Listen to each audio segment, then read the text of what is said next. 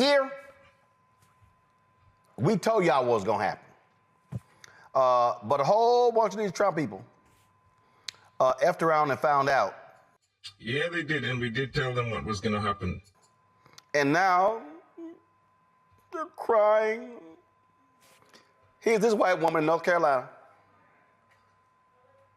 Yeah, we voted for Trump because he promised while he was campaigning like a million times that when he got into office, he was going to bring down prices, bring down grocery prices. The inflation has been high ever since COVID, and he promised he would bring that down. But it's obvious to me now that that was not true. Look here, but she's not one of them people who fafoed. Basically, get comfortable at the fire, ladies and gentlemen, folks. Bring your popcorn, bring your snacks. And let's dig into this video where we'll see that this woman didn't really FAFO. She's not a FAFOer. And yet she received a whole lot of backlash. Egg prices have skyrocketed. The bird flu is killing all the birds, and he doesn't seem to be doing anything about that. He's stopping disease communications from the disease centers in America, pulled us out of the WHO. Like, how does that help anything?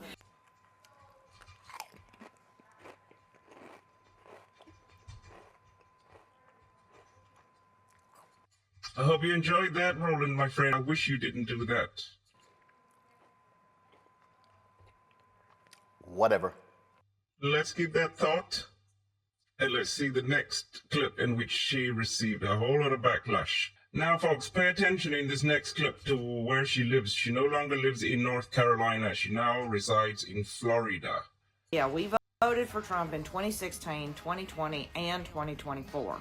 We live in the Florida Panhandle, and we thought that this would be good for our business, but we're finding out now that we were wrong, and I want to publicly say that we are regretting our votes at this point. My husband and me own a construction company, and we literally do not have workers anymore. Most of our workers are from Mexico, and I just want to say that I'm sorry for voting for it. So you're sorry, not necessarily because you really care, but because it's affecting you now. That's the only reason why you are sorry right now, and that's the only reason why you regret it, because now you are personally getting affected. So next up we have Political Punk here, easily one of my favorite people online these days. So you can imagine I was a bit disappointed and taken aback that he jumped onto the opprobrium bandwagon against Susanna Now, the TikTok content creator who's lamenting the supposed loss of Mexican, oh, here she is, Mexican workers. What the f, bro?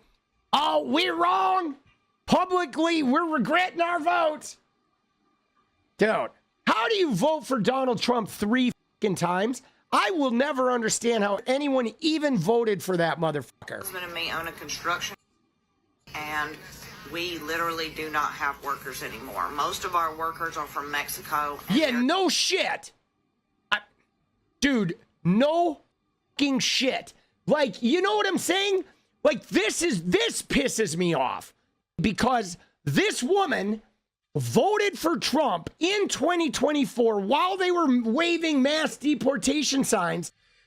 Except for she didn't vote for Trump in 2016, nor in 2020, nor in the last election. Well, at least not from what she's saying, because she does satire on TikTok. And so severe and fierce and massive was the backlash that she had to put out a video on Saturday, straightening out the whole situation. Look, I really have massive respect for Political Punk. I have massive respect for Roland Martin and for Ivie Anita. But they're gonna have to check their content before putting it out because their messages are too important. It's too important to play into the hands of their opposition, which is the MAGAs, who are most likely going to call this fake news if they had to come across it, because it's very easy for them to just point the finger and scream fake news. They wouldn't mind screaming, see, they're making it up, nobody's regretting their votes, because there are a lot of them who are not regretting their votes, especially the ones who voted for the racism. The ones in brown skins, maybe they are regretting their votes because they're getting deported en masse. But the ones who voted for the racism, they're not regretting anything. And so they're just waiting for an opportunity to start screaming fake news and start screaming that we're making it all up. Before we get to Susanna Now's TikTok satire pages, take a look at what the comment sections had to say under each of these videos. You can pause to read, and you'll see that a lot of people gave out stink to this woman, but not only to her, to a whole lot of other MAGAs as well. And the thing is, people just want to see them regret the decisions that they've made. And I mean, the first time around, when she said that she voted for Trump 3 times, that should have been a red flag to anybody. Because usually people soak in MAGA world, completely immersed in MAGA world like that, don't regret anything. In fact, they'll double down. I've seen a few of them online where they say they'd rather pay a bit extra for eggs and they'd pay extra for groceries rather than have all of these foreigners in the country. They want an ethno-state, a white ethno-state. That's what they're after. Therefore, they won't regret anything. It doesn't matter what Trump does as long as he'll keep that part of the bargain. Again, you can pause to read. Here we can take a look at what they're saying under Political Punk's comment section. Feel free to pause and read.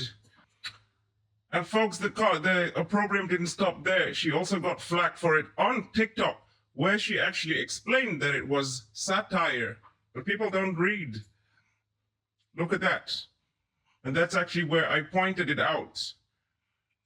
Folks, we now take the opportunity to hear directly from Susanna Now, who since changed her name to Satire Now. They are yelling at a true blue dim who voted for Kamala and is trying to troll MAGA. That's all I'm trying to do.